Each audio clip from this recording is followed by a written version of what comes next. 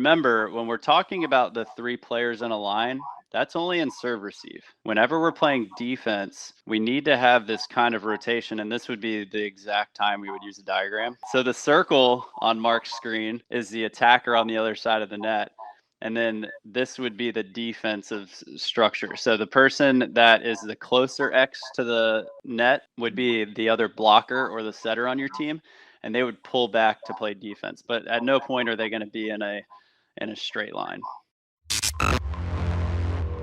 Welcome to the Better at Beach podcast. My name is Mark. This is Brandon. He just introduced himself on Instagram, but we got everything rocking and rolling. Today we're going to talk about a topic we haven't really covered yet. Just like you said, we're going to go 4-on-4 volleyball. I think a lot of people get confused. I still see people in fours leagues who are not in a good serve receive position. Like they don't actually know how to set themselves up with the talk of diamonds or squares or what formation you want to have. They don't know where to position their setter or why you should set a certain hitter in any situation. And maybe we could touch a little bit on how to actually recruit for your 4-on-4 beer league so that you can crush it. That's what we're going to be covering today. Should be fun. I'm still in New York with my family. You're back in California. Glad you made the trip safe. I am. Yeah. We had a fun little clinic out in Long Island this weekend. It was cool to see you in your hometown, very close to your hometown. You know, obviously raised in Queens, but I feel it too whenever I go back to Virginia. There's a little source of pride, and it just feels really cool to always bring back what we've learned, what we've accomplished back to our hometowns and states. And for me, looking at you, it was really cool to see, not that you don't always do this, but you could tell that you were a little bit like happier to be there. You were a little bit driven to talk to everybody, to get your advice to every single person there. So it was really cool for me to see that. So why don't you talk to us about how you felt going home? I love it. It is cool to try to find younger me and be like, you should show up. I don't know if younger me would have paid for a clinic, which is so stupid. So stupid. I mean, the first thing when we talk about like coaches and getting coach, there was a friend of mine from Australia. She was ranked number 7th in the world on trampoline. So she was a gymnast and she was trampoline and she crushed it. And she then converted herself to become a beach volleyball player. She just got obsessed with it. And she said that the thing that comes from gymnastics is they, in their sport, have this obsession with finding the best possible coach is the first thing that you do. You go to the best training gym with the best performance or the best history of performance. And when she said that to me, she's like, well, what? I mean, there's obviously somebody there who's been through every single problem that you have, who's already tackled it, and they can get you there. So why wouldn't you have somebody lead the way? And so she said that all of her finances, everything that she did, she put it into coaching first. That was the first thing. She goes, how do I afford the best coach that I can find? And she went on 3 years into the sport, and she's finishing in the semis and finals of every single Australian national tournament. And I was like, holy crap. Obviously, she's a freak athlete, but the commitment to finding that, there are problems that are just easy to solve, and somebody's got the answers. Why don't I just go to somebody who I can ask and who's going to make me do the right thing every time? And so if I had found that a little bit early on, or if I had that mentality, there would have been a lot of skipping through a bunch of pain. Now I'm happy with the people that I find and that I have found. And this year, I'm still looking for who's going to lead the way so that I can be an athlete this year, less than a coach. And a lot of people get that a little bit backwards, where you spend so much time coaching, because so many of us on the AVP are part-time or full-time coaches. We have to be able to afford the season. But it's so difficult to pull yourself out of coach mentality and just decide to go and play, compete, rip somebody else's head off, instead of like, oh, look at their inefficient footwork while they're spiking at me and I should be digging and returning that anyway.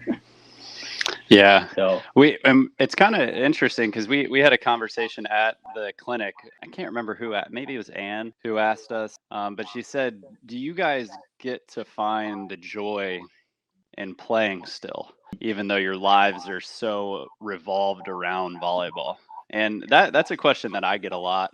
But having that coach there at practice, or having a good group of friends that are willing to train and are really willing to work hard, that is what allows us to keep playing for fun. Yeah. You know, it gives it a little bit of a different mentality. I know for me, I'm the one that can talk about this. You've been running a lot of our practices recently, so you're still in coach mode, running a lot of this and such like that. But eventually we will find somebody to be running our practices. And that's how we're able to kind of step back, and the learning process becomes something important again. And it allows us to kind of just think about playing and enjoying the moment a little bit. So it's definitely it's a good thing to think about. Yeah, it's nice now that planning has become so automatic that I can do it in 20 seconds and then return back to athlete mode. You know, here's your drill. Let's go. For any of you guys who are out there and you kind of want that for yourselves, you can't, or you're the person who's leading training, or you want to lead training and you those ideas, or we do have something for you. It's 50 plus. We built it for you. We've got a bunch of years under our belt, and we're happy to provide it. So just betterbeach.com/plans and check this out. Let's get to 4-on-4 volleyball, shall we? 4-on-4. I like it. And that's another reason. So one of the big things that I answered that question with when Ann asked us, how do you still have fun? 4-on-4 is actually one of the biggest and easiest ways for me to have fun playing beach volleyball.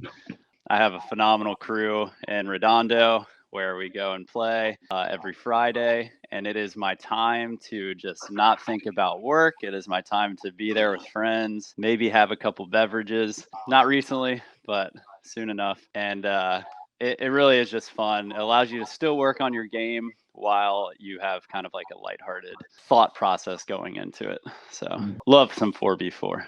And there's so much with 4-on-4 that can make you a better 2-on-2 player. Just certain scenarios that we'll talk about, like just being able to swing against a double block with no fear. You know, once you get over that, a single block you just don't care about. So we'll talk about that. But the first thing that I do want to talk about is what types of players you need or you would want on your team to be successful, and where you want to put them. So for me, this has to start with your top outside hitter, your left side hitter. They're usually going to be the easiest person to set. You want them to be big. You want them to be courageous with their swings. So you want them to have a big arm. And this is the person, if you don't have two, okay, but this is the person that you're going to set on match point, that you're going to set when it's 18-18, 19-18, 20-18, and then 21. You want them to take every swing at that point. And the rest of your team should understand that, right? This is kind of like Kobe, LeBron, Michael Jordan. Whose hands do you want the game when it's on the line? Everybody else works to set up and open this person who is most likely to get points and kills. The first thing that I do recommend is finding yourself a nice big hitter so that they can hit, boom, everything on either the left side, or if you guys are playing in wind, put them on the side where they can hit into the wind. That's the person that you want swinging that ball. Most people are like, oh, well, we'll put our better athlete on the harder side because, you know, they can do that. But in 4-on-4, you have a choice of who you can set. It's an easier set when you set with the wind, and your big can get even bigger when they're hitting into the wind. So whoever your rock star, big time game-winning arm is, that's who you put on the good side of the court hitting into the wind, and you put them out towards the antenna so that you can set them. If you put them in the middle, you can't set them because the angles don't work out. And I think so many people who came from like kind of high school, middle school mentality. A lot of times, in kind of putting this into image, whenever we have, in California, we have a big ocean wind. So the wind comes from the ocean and it pushes inland. So on one side of the court, that strong hitter will be on the left side. But then when they switch sides, that strong hitter will stay on the right, will stay on the same sideline. And that will allow that person to be hitting back into the wind every single time. Whenever we're thinking about skill positions and the players that should be playing certain positions, something that comes to my mind is, especially in California, a lot of the times we have these forced tournaments where they are set up where it is a level player, or it's A, B, C, and D. And the A player is always the best player, is the best hitter. It's the person that is going to get set, like Mark was talking about. You're going to put them on the good side of the court, good half of the court, so that whenever they get set, they are swinging into the wind. They're swinging as hard as they can. They're going to be getting a lot of the sets. Normally the B level player, or the second best player on the court, and it depends if you're playing in a competitive tournament.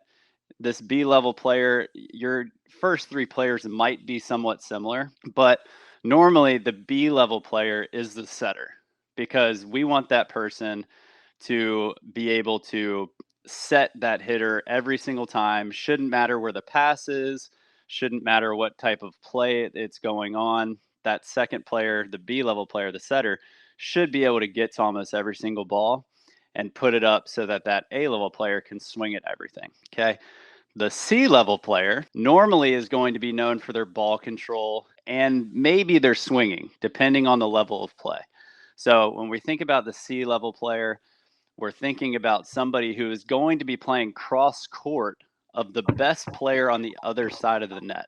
Because whenever we think about that best player on the other side of the net, we want to put one of our better players diagonal of them, because most of the time everyone's favorite swing is cross court. And so we want to go ahead and set up our defense so that our third best player is the person digging. If you're playing in some type of co-ed league or a competitive league, then normally that C level player will also be a threat offensively, meaning that after they get the dig, they can be the opposite side hitter on your same side of the net. But kind of like what Mark was saying before, we still want to set that A level player as much as we can. Obviously, if you're up a couple points, that's when you can throw a couple sets back to that C player. But most of the time, you're still going to set that guy.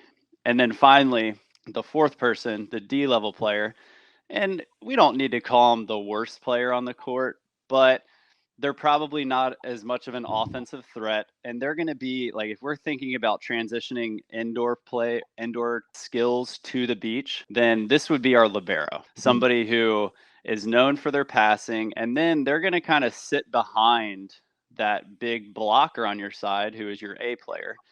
They're going to be ready to run down some shots. They're going to read the offense a little bit, and they're going to kind of rotate into some positions to allow themselves to help out their team as much as they can. Whenever we're thinking about those four players, it's really important to think about where they are. So once again, if you're competitive, then more than likely all the players on your team are probably right around the same level, but we want to think about skills. If all of you are around the same level, but Johnny is a great setter, then obviously he should be the one setting. We're not going to make Johnny hit. So it's just important to kind of think about that. I really, really like this style of tournament that we play them a lot in California. And we don't even know who we're playing with when we show up to the tournament. They do blind draws, and you sign up as an A, as a B, as a C, as a D. And then the morning of, the director puts you into these teams.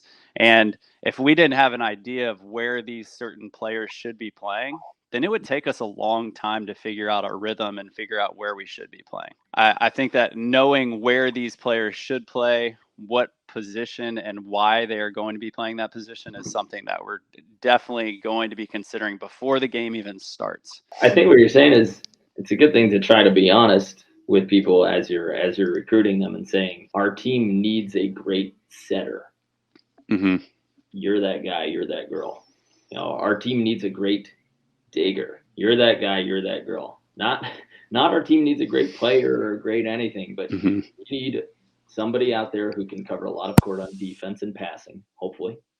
You need somebody who can take big swings, and you need somebody who can lay up a decent ball for them, which is that setter. The argument starts not the argument. Hopefully no one's arguing, of course. But When you're setting people up, you said, hey, let's put the defense, if it's the worst person, let's put them kind of in the middle as a libero. And there's a bunch of different ways that you can do this.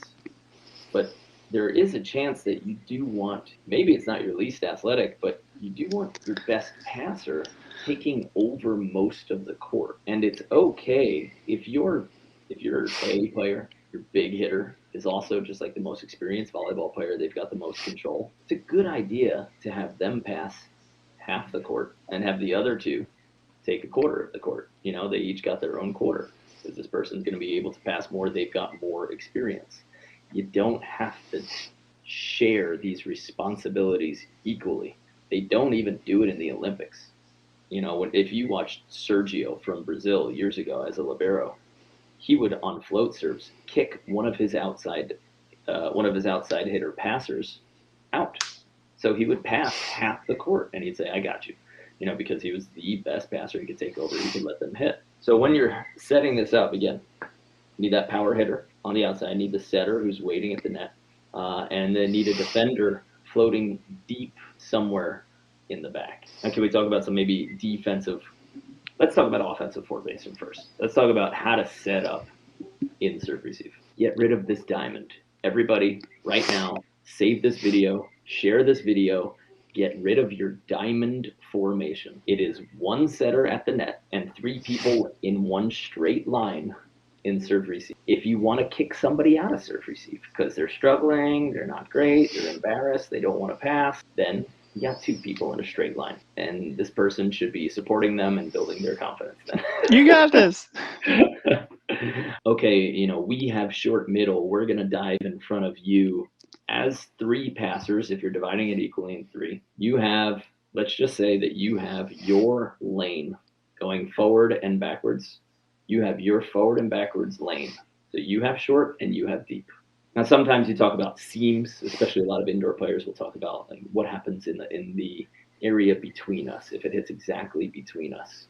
And this is a conversation that you try to have before every serve. So somebody like maybe the better or more confident passer will say, hey, I got this ball between us. And that'll give to somebody who's a little less confident more confidence to say, okay, this person just said that they're going to take more court from me. If you got 2 equal passers, but one of them's the libero or the passer type, they can say, hey, you go hit. I'll pass your seam. I'm going to free you up. No more diamond. Get in a straight line. Put your serve receivers in a straight line. And then you can have 3 hitters. That little defender, they can come straight forward and hit out of the middle if they need to, and you want to get them some sets. That's not where your big points and your important points are going to go to. Because for you to use a middle hitter, your passing and digging has to be at a very, very, very high level. So if you're putting your best hitter in the middle in 4-on-4, you're probably wasting them. If they're also the best passer, you want them to help a little bit more towards the middle. So again, we go back to that, the freak athlete has half of the court and the other 2 have that quarter of the court.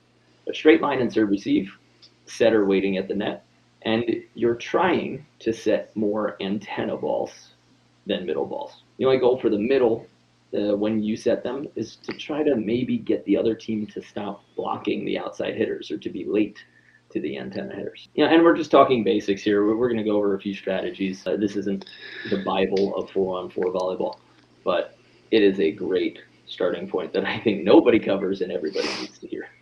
And something I'll add to the positioning, I really like what you said about the passers being in a straight line, and that line should be about 3/4 of the way back into the court. Normal serve receive depth that you would have in serve receive, but for some reason we do see those wing passers step up a little bit and that middle person back a little bit in 4s. And I don't understand where that came from, but it definitely does happen. But we also need to talk about the positioning of the setter. We've talked about this a little bit on the podcast before as far as momentum, and you always want to set yourself up so that you can move into sets. Whenever you have, sometimes what we commonly see for setters in 4s is that they stand in the middle of the court facing all of their passers.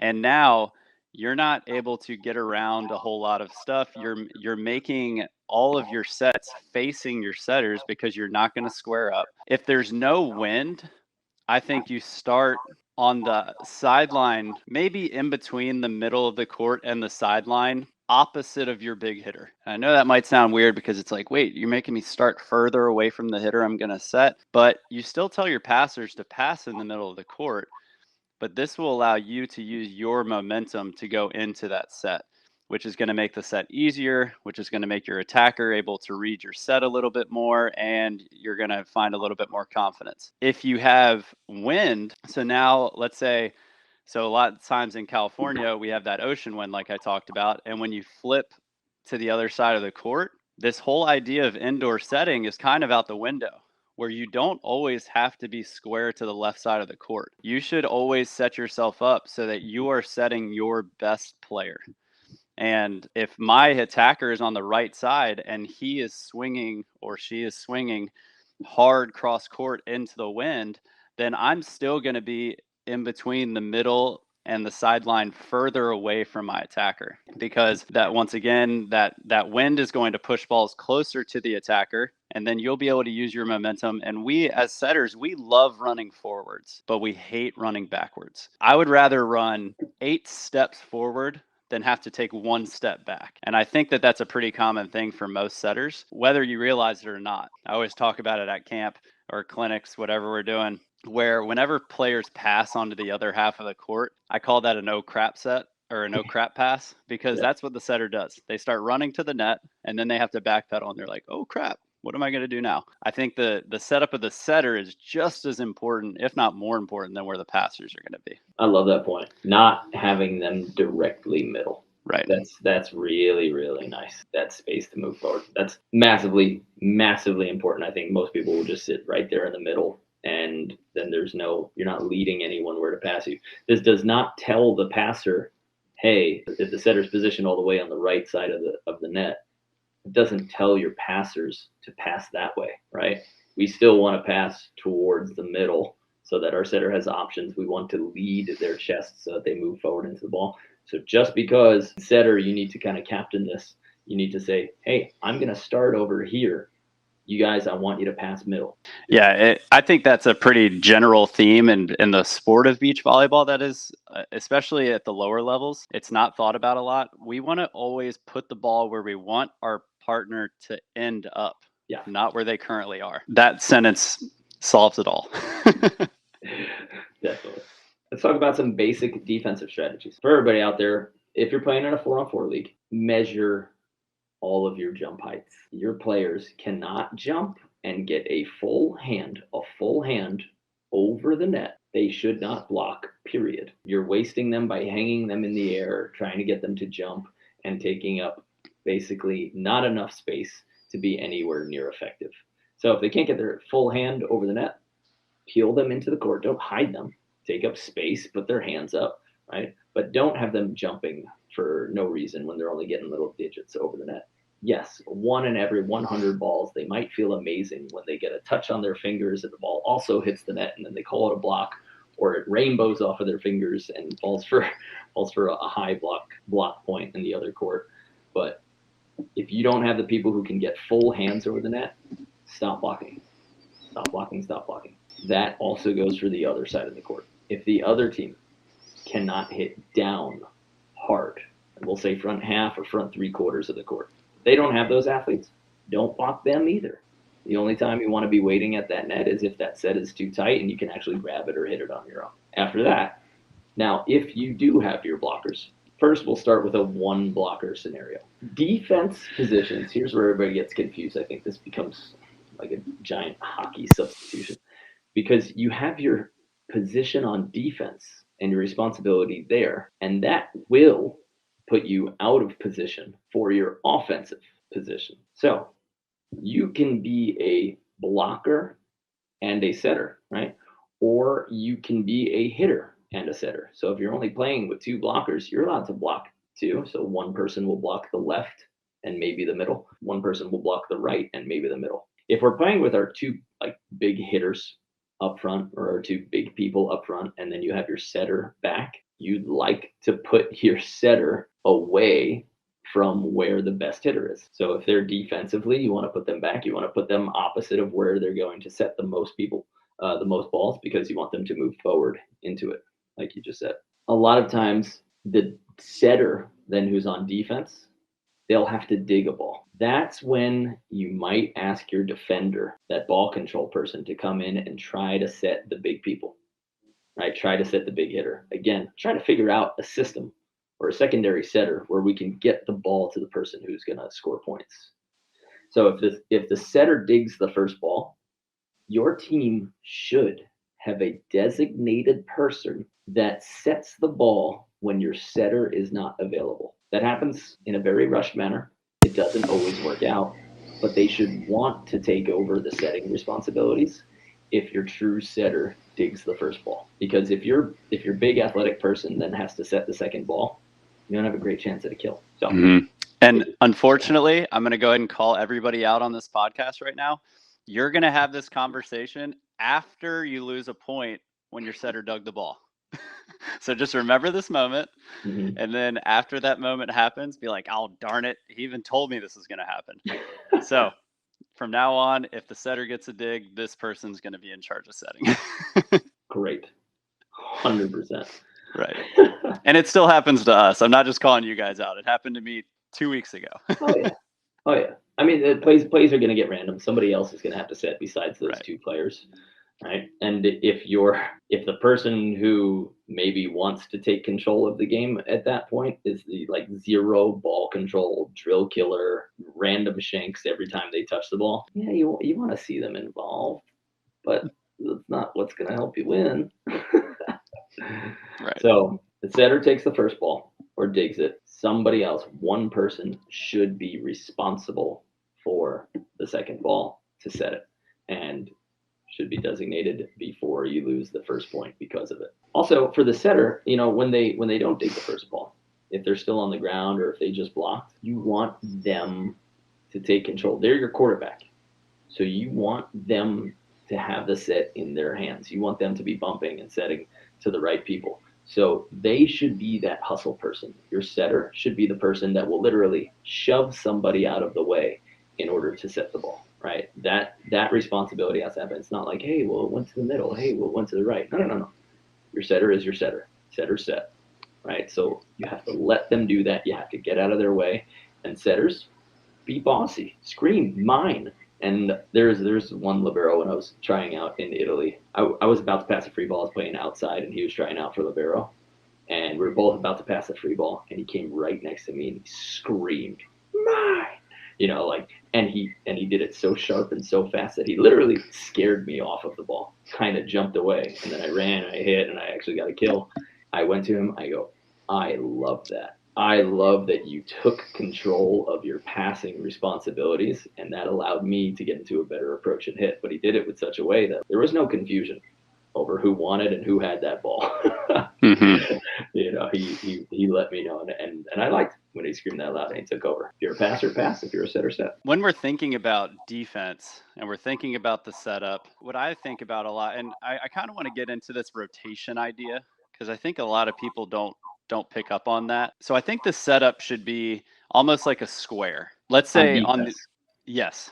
Okay, so we're playing defense. All right. So we're back on defense, and this is when we're at the net. We have both of our blockers at the net, because I think most of the time in fours we only see one blocker, and so this would be the case for one blocker. If we have two blockers, that means you're playing a really high level, and the defenders are going to kind of move around those blockers. But when we have one single blocker at the net, then we have the person at the net who is the blocker. Obviously, they're not going to be leaving the net. They're going to be the person that's up there. Hopefully, they're big, like Mark was talking about before, where they can get both those hands clearly over the net. They can shut down a player if they're on a hot streak. But the other three players need to think about rotating, and it's just a little slide where they're going to be sliding into the most opportune area to where the attacker on the other side can hit. So if we have that other person who is at the net with the blocker, they don't want to stay at the net, because now they're pretty useless if they stay there. You're really just staying there for some kind of cut shot. You're almost going to become the third defender in the back row. And so if you think about it, maybe 12 feet off the net. Should not be getting further than I would say right around that area. If you are, then you're probably taking the other person who's going to be cross court. So the defender, so now we know that the person at the net is going to rotate off the net about 12 feet. So now they're kind of in a very sharp, hard driven area from the attacker on the other side. Okay. So let's restart. So we got two blockers at the net, 2 defenders in the back. Yep. And we're facing the net. They set our left hand. So that person stays. Our left blocker stays. Right. Our right blocker Back. Pulls off the net about 12 feet. Okay, cool. Right. Yep. The person that is also on the right side of the court, but is in the back row. So right behind the person, so back right behind the blocker who pulled, you're going to be playing very, very close to that person, maybe about 4 or 5 feet apart from one another. But you are going to place yourself in what I call the danger zone. That person, the attacker on the other side, if they hit that ball as hard as they could cross court, outside of the hands of the blocker that's up there, then you should be sitting right in that zone every single time. And you're just ready to wear that hard hit that attacker is going. That's 2 players or 3 players. We have the blocker who's staying. We have the opposite side of the net who's going to pull off and play defense with that cross-court defender. And then we have our 4th player who is going to kind of set themselves up behind the blocker. And this is where it's really useful to have somebody who has a really high IQ of beach volleyball, because they're going to be in charge for the tips over the block or the pokes over the block, depending on what type of rules you're following. And 4, sometimes people are allowed to tip a ball like indoor, but illegal on the beach. Or they might have to sit into the line if that blocker decides to give up some line to where they could swing hard down the line. So the person who's playing behind that blocker, they're not really going to be moving too much, but they're going to be reading the attacker a lot. If they feel like there's a threat of them turning it down the line, they need to sit down the line and be ready to make that dig. If you feel like that area is taken away, then more than likely you're looking to take what we call the honey pot, which is the middle of the court. It's a kind of an easy little princess cutty right over the block. The donut. Yeah. So whatever you want to call it, the honey pot, the donut, the black hole, the black hole, where everyone kind of thinks it's their ball. But if you're playing cross court, you're kind of dug in. So it's kind of hard to move forward. We would like that 4th player, the person right behind the blocker, to make that move and go get that dig. Hopefully that was a good explanation without diagrams. That's to visualize, but yeah. Set up a box on defense. Whichever side they set, that person stays. The person who's at the net, the opposite side, has to get off the court and help out on defense. Now, we'll also say, so when we're talking about 4-on-4 strategy, we still want to have the signs that we have in 2-on-2, whether I'm going to block line or I'm going to block cross. The majority of the hits will be hard cross. So theoretically, we want to get the most bodies diagonal from the person who's hitting, right? That means maybe blocker, maybe 2 defenders. Now, I'll give away my big secret for my championship winning 4 strategy. It's too early. I know, but it's coming. I know.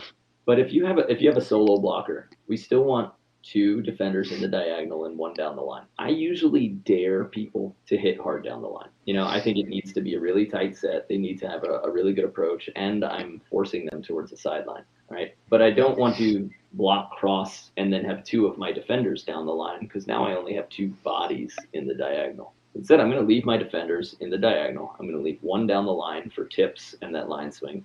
I'm going to run 4s. As a blocker, I'm going to dive, angle, maybe 6, 7, 8 out of 10 times. Hitters want to hit cross unless they're really tight and on the net and the ball's leading them there. Most hitters will go cross, right? So I'm going to keep showing him that it might be open and then diving cross as a blocker. That makes me end up with 3 people in the diagonal, and hopefully I have a really quick person down the line who can pick up a chippy line or a tip over. I like that. That's a really good play. And I think a lot of people do get stuck on that idea of, I'm not going to dive in front of my defenders because there's 2 people back there and I want to let them get some digs. 4s, the area of the court is a little bit bigger. I don't think we touched on that yet, but normally the court is a little bit larger for 4s. It's closer to, is it the same size as indoor? Yeah, 9 by 9. Okay, 9 by so it's 9 not. meters or 30 by 30 feet. Yeah, so, but there's not a whole lot of defenders out there where if you dive cross and you get a touch on the ball, even if they don't get the dig, a lot of times they're not going to be like, "What are you doing up there?" You know, they might ask every Yeah. now and then to be like, "Hey, leave this one and let me see if I can get them." You know, but for the most part, they're going to say, "Hey, good touch. We'll get them next time." You They know, should. so yeah, We'll unless say you're they should. The playing people with a who keep jerk. they get like the stolen balls, like, oh, you stole that from me and you got to touch. You got to touch. You slowed it Mhm. down. It means you put yourself in the right position. But yes, instead of yelling, saying, "Don't do that, you're stealing my balls," say, "Let me get him." Say something that's cooler, a Mhm. little more confident. Like, "I want this guy. Lead him Yeah. straight to me." And we do that in twos as well. The blocker will very obviously leave something open so that the defender's saying, "I want him one-on-one." I used to say that as a libero in college. Leave that line wide open. Like, bring him to me. I'm going to dig him all night. And that's a better way than saying, don't dive in there. You're stealing my balls. Because then you're encouraging somebody to say, like, when they see a swing or a play about to happen, that they're not allowed to go for it, even though they know they can stop it and win the point right there. Yeah. There's a quick difference you got to make. Which can become a very slippery slope. Super slippery. Yeah, and I think that that happens a lot in twos as well. I know sometimes you'll feel like you're in a rhythm, and then all of a sudden you stop making instinct moves and you start thinking about things too much. So, but the conversation is important. Yeah, and don't make rules. Make a, "Hey, let's try this for 3 point." Instead of the, "Don't do this ever. Let me try to take him one-on-one for the next 3. I think I can dig it."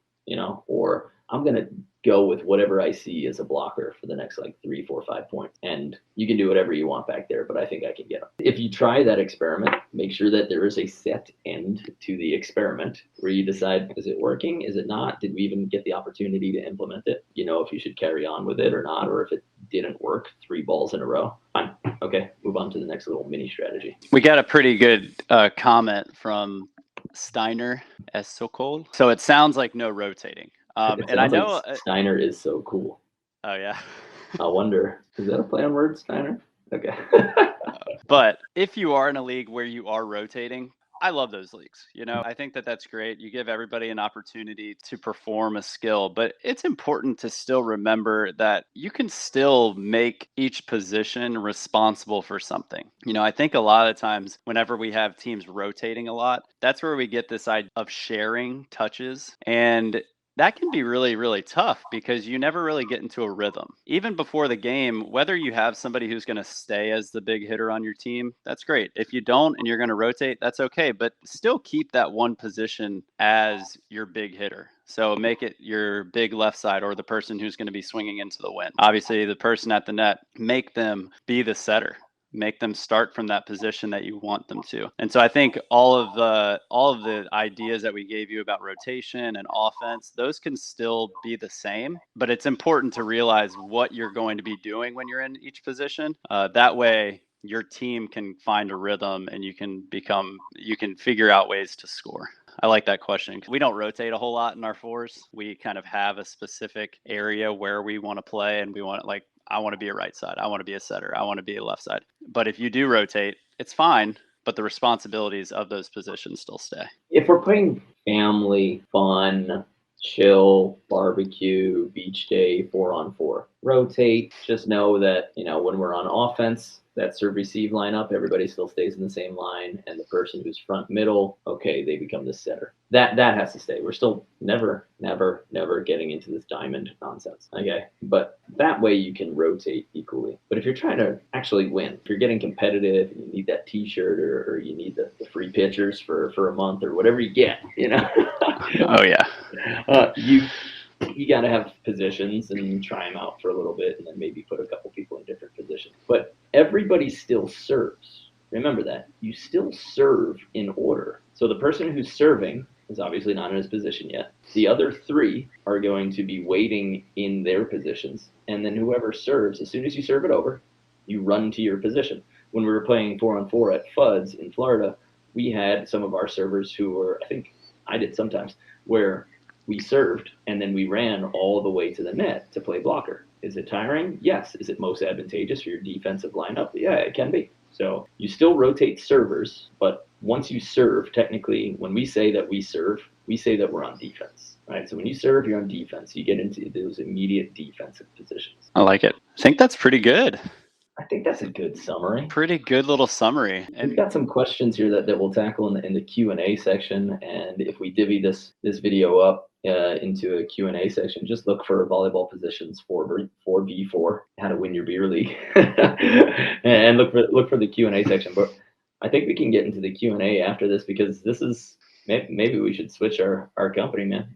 This is our highest live attended show. I know people love fours. Well, and it kind of makes sense to me, to be honest, because the volleyball community is so cool, and these fours leagues are so relaxed and are usually just good entertainment, good people, and a lot of people that play twos can play fours. So it makes sense to me. In the recorded version, guys, if you're checking it out on YouTube and in the show notes on podcast, we are going to include our 4-on-4 fun match from one of our camps in Florida, where we have 3 pros and 1 camper who gets a Spirit of the Camp award, getting to play with the pros in 4-on-4. Sometimes we go into positions, but when we're doing these matches, this is for fun. And we do know that McKibbin Volleyball, if you have not seen them on YouTube, I'm shocked, but they have a ton of legit good 4-on-4 competitive Oh my matches gosh. where you will see specific people in specific positions. You know, one of the best side-out players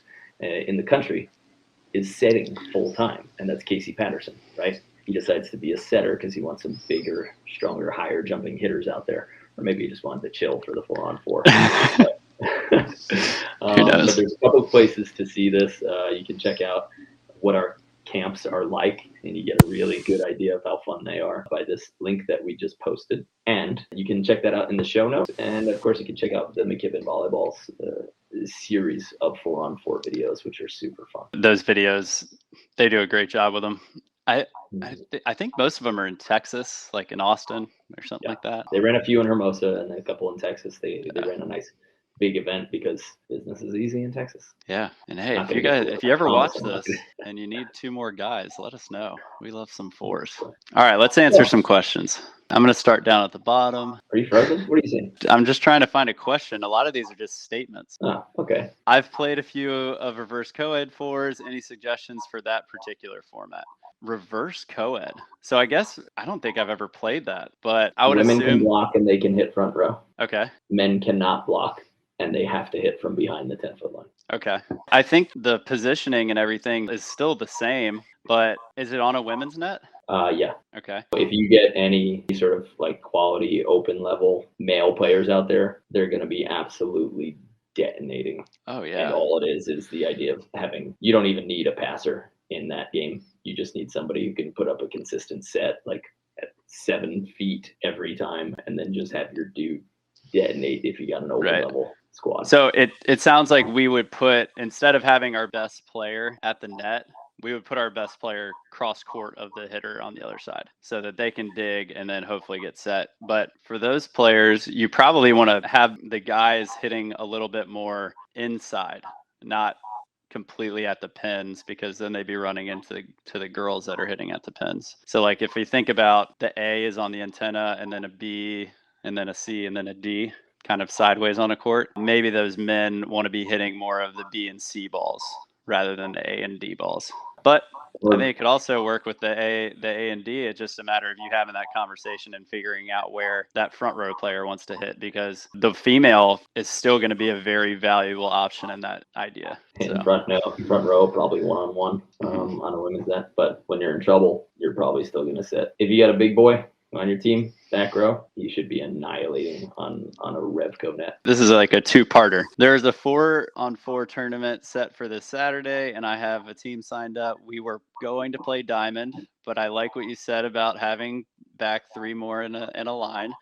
It makes sense. Also, I like the idea of the two strongest players being next to each other. Yeah, the diamond, throw it out right now. And the two strongest players being next to each other, that one's kind of getting me a little bit, because I'm assuming that this is talking about rotating. Like, this is probably a rotating tournament, but if you aren't rotating and you have your strong hitter and your setter up there, I think that that's completely correct. If you're rotating a little bit, you might want to flop it so that your best players are opposite of each other.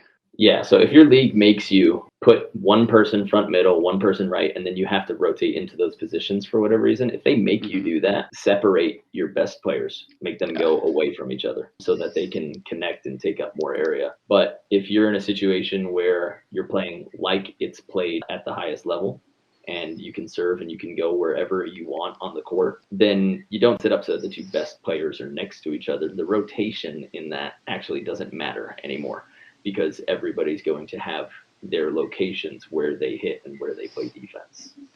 So if you're playing the normal way, which is you don't have to rotate and stay, and the server is not officially a back row person, because when we play 4-on-4, the server can hit front row, right? That's fine. They don't have to stay back row or anything. And that's usually not a rule. But if it is, then it makes a difference. So if your server, if you can rotate wherever you want, you don't need your best players next to each other. You end up having to rotate, and a left person has to stay left. A front middle person has to set. Never really seen that, again, other than like kind of family ball. Then you want to separate your best players so that they can take over more court. And that way you can, just mash your cousin in the face. It's just a game. Okay, where does the setter stand during the serve? We covered this, but really you want to avoid standing directly in the middle of the court. The way that I like it is, if you're always going to be setting the left side of the court, then you should be starting between the middle of the court and the sideline, away from that attacker. And then your passers should still be passing in the middle of the court, allowing you to move into that set so that you're always facing the attacker you're going to be setting. And that just depends on what side you're on. If the wind is in your favor, then just make sure that you're setting up on the other half of where your attacker is. So that way you can always be moving and looking at the person you're going to be setting. Not a whole lot do you want to be back setting every single ball to that person. We need a chessboard with its own camera for next time. A little magnet board. Yeah. Let us know, guys, in the comments if you want to see us diagram this. Like, do a whiteboard session. A little whiteboard, and we can do it. You guys just let us know. We can do it, and just shoot us in the comments and tell us what you want. And if you have any ideas or you want us to cover a certain topic, go ahead, shoot a message. We have an entire Excel sheet of questions that come from our volley chat group on Facebook, comes from our members in Beach Volleyball Mastery, and that's what we pick from when we're doing these podcasts and these episodes. So if you have anything that you want us to talk about or riff on, shoot them up on volley chat, shoot them into these comments, and hopefully we get them up into the Excel sheet. All right, we got a good one. Where did I find it? Okay, we find B level that if 3 defenders are back in a line, then the cut shot is too powerful. Remember, when we're talking about the 3 players in a line, that's only in serve receive. Whenever we're playing defense, we need to have this kind of rotation, and this would be the exact time we would use a diagram. But if we have the net here and our attacker is here, go ahead, you got it, Brandon. It's weird because it's mirrored. Our defender that's playing right here would have to drop back just a little bit, like 12 feet. And then we would have our other defender right next to them. All right. So they would be kind of in this position. And then we have our other defender over here. Okay. So you're not really going to be in a line. You're actually going to be almost between the blocker and the 2 defenders cross court. It should make a little acute triangle, going back to geometry class. Let's go. Look at that. So the circle on Mark's screen is the attacker on the other side of the net. And then this would be the defensive structure. So the person that is the closer X to the net would be the other blocker or the setter on your team. And they would pull back to play defense. But at no point are they going to be in a straight line. Nice diagram. I think for me, to be honest, the X that pulled off the net, I would like for them to be a little bit closer to that sideline. I don't want them to be in a straight line. I want them to make like a little curve. Yeah, so maybe a little bit further to the sideline. But that's if I'm being picky. And Mark, I know, Mark, you had to draw that in a hurry, so. And art is not my speciality. Okay. Oh, I know. So, yeah, just to clear that up. In serve receive, we're straight. In defense, we're making that rotation happen. All right. I'll show you just one when we're in serve receive here. This is what we're talking about when we're in serve receive. You got that setter. See, that's why I don't do art. I can't draw a straight line. The curvy line over there is the net. Yeah. But we got the off center setter, and then this player here in this situation would be your strongest hitter, because the setter is furthest away from them, which means that they can move into the set. Mm-hmm. So they can set forward towards the monster, which is this person right here. This is tough. Yeah. I wonder how weathermen and meteorologists do this. I have so much respect for them now. Not that I didn't before, because they're so accurate. All the time. There's a 3% chance there's going to be rain. All right. When you are attacking, what are your main thoughts? Where you are about to hit the ball, where the set is, where the block is, hitting on top of the ball, swinging hard, etc. Let's go over that another time. Yeah, that's a pretty deep question. I think swing hard. When in doubt, swing high. Hard. Just go high. Yeah, don't go low. Yeah, and when we say high, like swing hard, try to make the ball cross if you can, so that's still going down. Try to make the ball cross 18 inches, 2 feet above the net, so that even if you do get a block touch, right, even if they make a crazy move, it goes off their fingers and either rebounds to you or it continues onto their player. You don't really want to swing low and steep. It's just dangerous for just all volleyball players. And I know that everybody likes to see bounces and people hitting straight down, but there's high risk in that. Instead, give a bunch of people haircuts. Aim high, deep at their heads. And then once they sit all the way back, then you still load as fast as you can and give a little brush waterfall over that block once you got them on your heels. Oh, that being said, when you don't know where to put the ball, we'll just do a little bit of strategy. If you don't know where to put the ball, you don't know where to hit, you have to think, number one, where is their worst player always positioned? How do I attack the area around them, right? Number two, another option that a lot of indoor teams use is how do I put the ball on the setter? If they have one quality setter, how do I take them, or one quality athlete? You don't really want to pick on the athlete in this one. You want to pick on the setter. So if they have one quality setter, try to make them move, make them dive so that their set isn't going to be as good, and that neutralizes the attacker. What you don't really want is to put the ball on the best player if he's clearing away the best player, because then the best player has the opportunity to touch the ball twice. You've given their best player 66% of their offense, and might not be a good scenario. So find and memorize the area where their worst player is and put the ball around them, attack them, or figure out if you have to send a free ball or you have to just chip a ball in, pick on their setter. Don't hit it right to them. Make them move, make them scramble a little bit so that they're still struggling, but locate their setter and have a discussion about that as a team. Hey, the guy who always wants to set is positioned back left all the time. So if you're in trouble, send it there. If you're in trouble, send it there. And next question, how do I encourage more timid setters to take charge of the play? Let them know. Setters set. Your job is to set. That's it. Your job isn't to call help. Your job's to set. And if you 100% can't get to a ball, then you need to set. And if you aren't doing that, then you're just lazy. Mm-hmm. So either they need to figure out a way to set every single ball that they can, or you need to find a new setter. You don't want to put the timid, shy person or the immobile, less athletic person at setter. The setter really should be the most mobile person. Mm-hmm. People think that they just sit at front middle and do nothing. That person has got to move to get their hands on the ball. So they should be super agile. If you were to pick qualities, that setter would be agile AF. And then your hitter is going to be the one that can jump and hit hard. Yeah, and remember, they might not have to be agile, but they can hit and jump. Right. And when we were naming our skills, so when we did the A, B, C, D, our setter was our B. I mean, so it should be, if not it's probably the second best player on your court. One more. Is there wisdom in defense to having one blocker, 2 players back, and 1 player coming forward to get any short angle cut shot? That player can also cover the middle hole, little shorts. Yeah. I like this as an experimentation. Mm-hmm. Again, we don't want to give you guys rules, but try it out. Say, they've been tipping a lot on us. So, hey, for the next 5 points, You cover that area kind of right behind the blocker.